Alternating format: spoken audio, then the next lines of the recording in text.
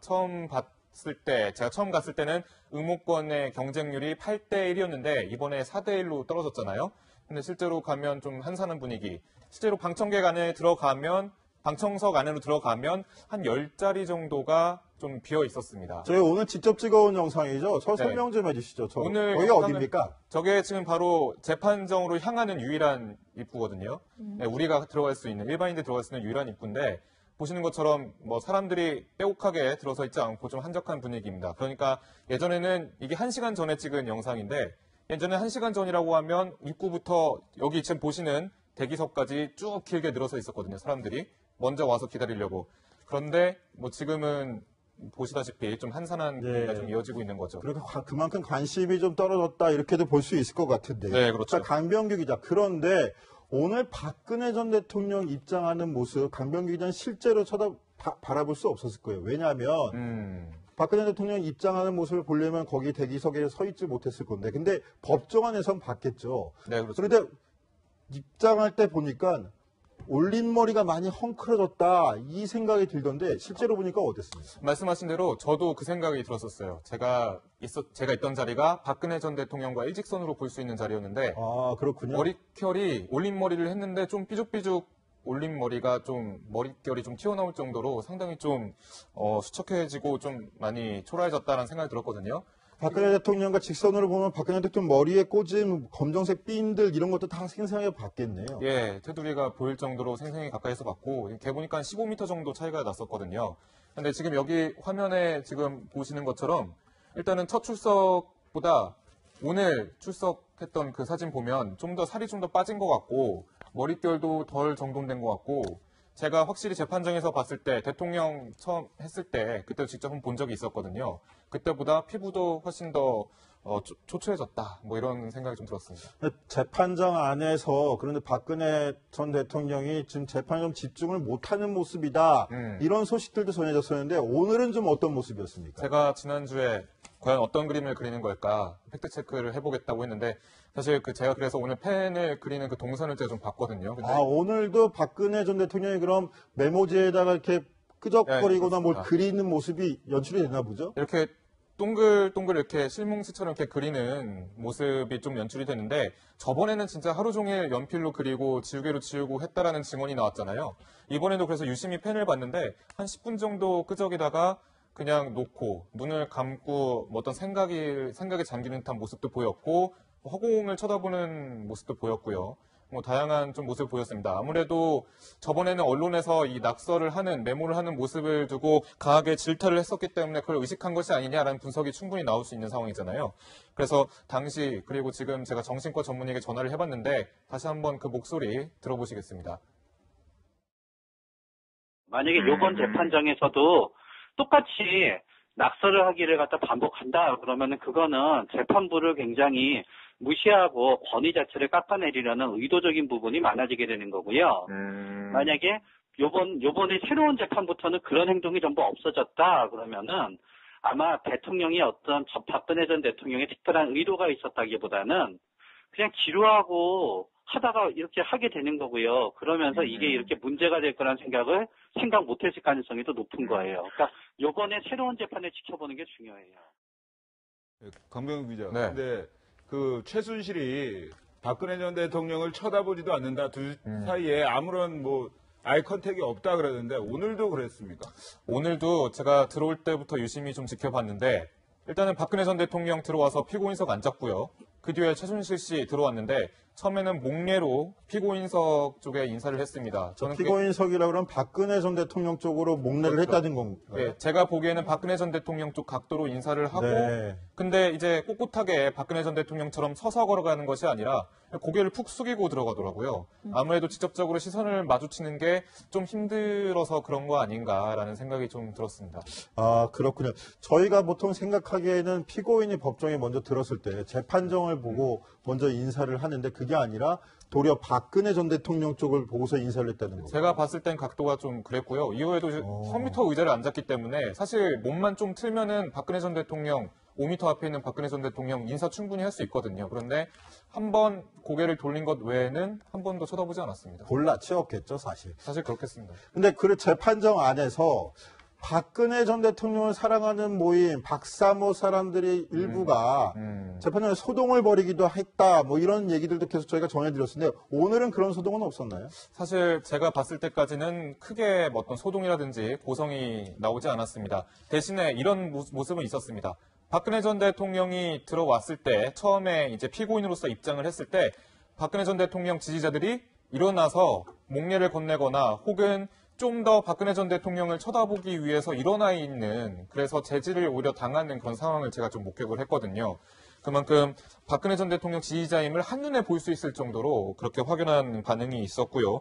또 검찰에서 이제 박근혜 전 대통령과 최순실 씨의 혐의에 대해서 추궁을 하니까 이제 검찰석을 보면서 어린 사람들이 앉아가지고 어린 X가 앉아가지고 라면서 비속어를 섞은 말을 좀 공공연하게 던지기도 그 했어요. 사람들 입장에서는 박근혜 전 대통령을 기소한 검찰이 믿기만 보일 수도 있겠네. 네, 그렇죠. 사실 이거는 진짜 검찰이 어려서가 아니라 그냥 그 수사를 하는 검찰들, 지금까지 이 상황으로 몰아간 검찰에 대한 그런 분노가 아닐까라는 생각이 들었습니다. 자, 그런데 강병규 기자, 지난번 재판에서 최순실 씨가 한번 재판장에 나오질 않았잖아요. 넘어졌다, 뭐 엉덩이 뼈가 좀 다친 것 같다 이렇게 호소를 하기도 했었는데, 근데 오늘은 좀 자연스럽게 나왔는데 오늘 나와서도 건강 문제를 좀 호소했다면서요? 그래서 제가 일단 들어올 때 과연 허리가 안 좋은 것일까, 걷는데 문제가 있는 것일까 봤는데 걷는 데는 크게 지장이 없어 보이긴 했습니다.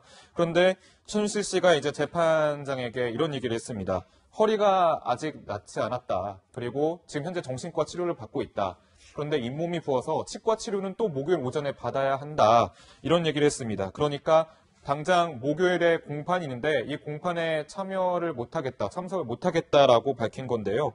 그러면 재판장이 그럼 목요일 말고 수요일 오전으로 당겨라 라고 얘기를 하니까 최순실 씨가 구치소의 선생님이 목요일 오전에만 온다 라면서 좀 강하게 맞섰습니다. 그래서 이 주사회 재판에 대해서 상당히 좀 불만을 토로하는 모습이 간접적으로 좀 보였습니다.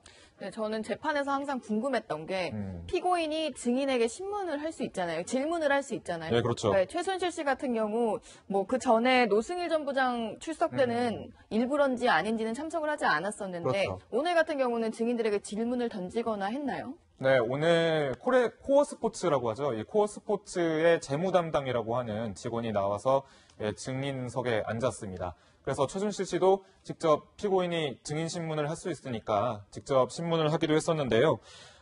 계속 검찰이 규명한 건 이거거든요. 이 증인이 코어 스포츠를 통해서 최순실 씨가 대기업에게 뇌물을 받았다라는 걸 이 증인이 봤다라는 게 검찰의 주장이었거든요. 그런데 최순실 씨와의 그런 신문에서 이 증인이 자꾸 잘 모르겠다, 기억이 잘 안 난다 라면서 혐의를 규명할 수 없을 만한 그런 진술들을 하니까 최순실 씨가 예, 알겠습니다. 그거예요. 바로 그거예요. 고생하셨어요. 라면서 훈훈하게 좀 맺는 그런 모습도 보여서 상당히 좀 흥미로웠습니다. 자, 저 코어 스포츠 직원 최순실의 범죄 행각에 대해서 저는 기억을 잘 못한다라는 네. 취지로 얘기를 하니까 그 이야기를 유도했던 최순실 씨 입장에서는 얼마나 고맙겠습니까? 그러니까 수고했다 이렇게 격려까지 하는 거군요. 그리고 피고인께서. 한 가지 기억나는 장면이 하나 더 있었는데 이 코어 스포츠 직원이 계속 최순실 씨를 좀 쳐다보고 약간 쳐다봤다 눈을 휙 돌리고 약간 그런 적이 많았어요. 네. 그래서 검찰은 이런 진술들이 나오니까 당황스러우니까 왜 자꾸 최순실 씨 쳐다보느냐 이런 얘기를 했고 그랬더니 이 직원이 이런 자리에서 뵈서 좋지 않습니다 라면서 간접적으로 불편함을 좀 얘기하기도 했었습니다. 네, 증인은 최순실 눈치를 받고 최순실 씨는 자신에게 유리하게 답변하자 만족감까지 표현했다라는 이야기인데 최석호 기자 듣기는 어땠습니까? 뭐 재판장이 장난하는 데입니까 이거? 진짜 이거는 최순실 제가 정말 아직도 정신을 못 차리고 있는 것 같은데요. 재판부의 아주 신성한 재판정입니다. 거기에서 자기의 아무리 부하 직원이었다고 한들 수고했어요, 잘했어요 이런 말을 한다는 것이 국민들을 상대로 국정농단 사태를 일으킨 사람이 할 이야기가 전혀 아니라고 생각을 하고요. 상식적으로도 이해가 가지 않는 부분입니다. 또한 굉장히 구치소를 가니까 많이 아픈 것 같은데 이런 아픈 부분들 국민들은 더 많은 상처를 받았다는 사실도 반드시 알아야 할 것입니다. 네, 그런데 최석호 기자 국민 입장에서 저렇게 좀 흥분돼서 이렇게 강한 어조로 말씀하시는 것도 있는데 일단은 무죄 추정의 원칙이라는 것도 있으니까요. 한번 지켜보도록 하시고요. 강병규 기자, 그래도 또 설명하기 또 있다면서요. 예, 제가 추가적으로 지금 메모해둔 것을 좀 더 더듬어 보면요. 그 최순실 씨가 이제 방금 전에 말씀드렸던 코어 스포츠 직원이 계속 쳐다보고 왜 자꾸 최순실 씨를 쳐다보느냐고 검찰이 그렇게 얘기를 하니까 뭐 일단은 코어 스포츠 직원이 이제 이런 자리에서 뵈서 불편하다 이렇게 얘기하지 않았습니까? 네네. 근데 그 과정에 이제 최순실 씨의 반응을 보기 위해서 고개를 돌렸더니 최순실 씨가 웃더라고요. 아, 웃었다? 네, 되게 아. 그 얘기를 듣고 검찰이 뭘 저런 걸 지적하느냐 혹은 뭐 그걸 어떻게 얘도 불편한가 보다 뭐 그런 다양한 감정이 들었는지 약간 비웃는 듯한 최순실 씨가 그 이야기를 할 때 그 장면에서 웃었다라는 얘기를 최석호 기자 이야기하기 전에 했으면 최석호 기자 더 강한 어조로 비판했을지도 몰랐겠네. 완급 조절이 필요하니까. 아, 그렇습니다. 근데 이게 오늘 웃은 거를 좀 처음 봤습니다. 그때. 아, 그래서 좀 그렇군요. 약간 신기한 좀 검찰이 좀 당황했다고 생각해서 자기한테 유리하게 돌아간다고 생각해서 웃은 게 아닐까 싶기도 한데요. 네. 네. 한번 지켜보도록 하죠.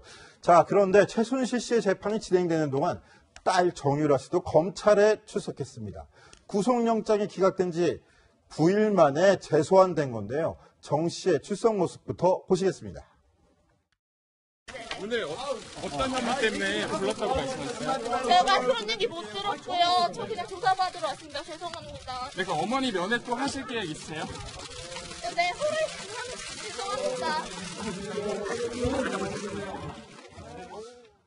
네. 서울중앙지검 앞에는 포토라인이라고 해서 기자들이 들어가지 않는 선을 딱 만들어 놓고 질서정연하게 유지가 되는데요. 지금 연출된 모습 마치 최순실 씨가 처음 한국에 입국해서 서울중앙지검에 처음 출석할 때 모습처럼 포토라인이 무너져 있는 상황인데요. 강병기 기자, 네. 왜 저런 상황이 연출이 된 겁니까? 예, 우선 홍데스크 지시로 제가 법원에 있다가 잠깐 옆에 있는 중앙지검 갔잖아요. 예, 실제로 보니까 당시에 원래 포토라인이라고 해서 이 인터뷰 할 사람이 설 공간을 이렇게 세모로 이렇게 세워놓고 마이크까지 설치해 놓는데 보시는 것처럼 지금 다 무너지게 된 겁니다. 원래 질문 다 짜놓은 것들 있었는데 질문도 제대로 못 던졌고요.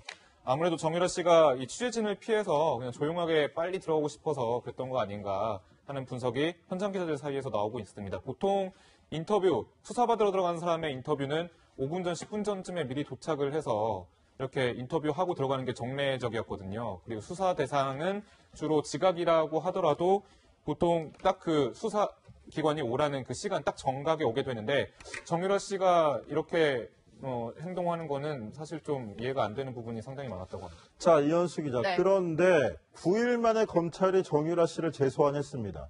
영장을 다시 청구하겠다는 건가요?